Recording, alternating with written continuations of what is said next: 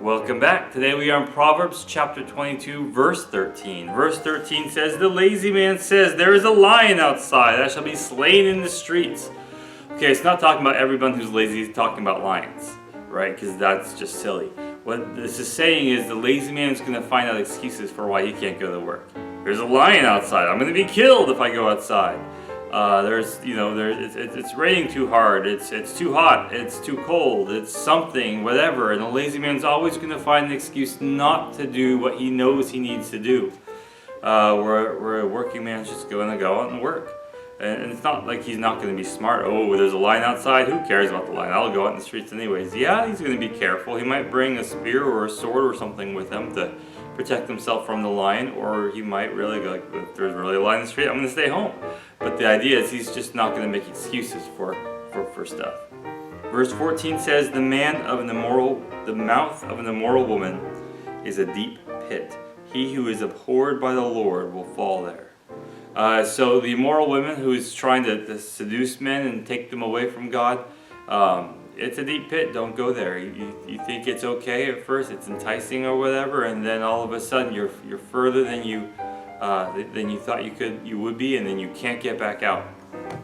And it says, God lets people go there if they're not pleasing to Him, and that's a really hard thing because we are pleasing to the Lord. Because we're His, and the idea that He would just say, all right, well, you can go, it just kind of seems like, man, we failed so much because He died for us when we were sinners, when we were His enemies. He still loved us then, gave His life for us so that we could choose to be with Him. But if He continually offers eternal life for us and we continually say no, well, the pit's the only option left. So give your life to the Lord. It is so good. Not just for me to say, oh, look, I told someone about the gospel and they gave their life to Jesus, but it's for you. It's for you because this is eternal here that we're talking about. It's that you can go to heaven and be with God forever instead of wallowing in your own sins for all eternity. Verse 15 says, foolishness is bound up in the heart of a child. The rod of correction will drive it from him. Kids are silly, kids are foolish. They don't do the right thing, they make the wrong decisions. And this verse is saying the rod of correction is going to be the way to get it from them. They have to realize that there is a punishment for wrong actions. And once they realize that, then they'll start doing the right actions, because first they fear the punishment and then they come to love that which is good. So when your kids are small, then correct them as much as you can, and it'll be easier to correct them later on. When they're tall, but if you don't do it when they're small, it's going to be so much harder to do it when they're tall. Verse 16 says, he who opposes the poor to increase his riches, and he who gives to the rich will surely come to poverty. God has a special place in His heart for the poor. He cares for them, and if you trample them to become rich, if you take advantage of the poor to become rich, God doesn't like that. And if you're giving to those that do, God doesn't like that either. So instead, look out for your fellow man, help your brother out, and do what you can.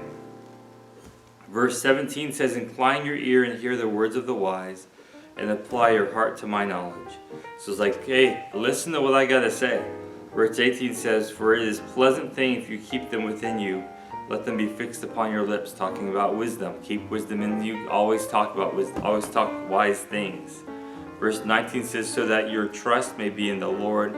I have instructed you today, even you. Have I not written you excellent things of counsel and knowledge, that I may make you know the certainty of truth in words, that you may answer words of truth to those who send you?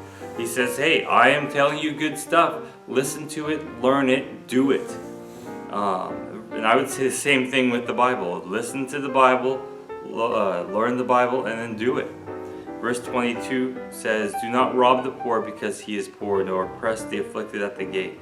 For the Lord will please their cause and plunder the soul of those who plunder them. So if you take advantage of other people, the Lord's not going to like it, and He will revisit you and repay upon you your unkindness. So don't do that. God bless you and have a nice day. We'll see you next time.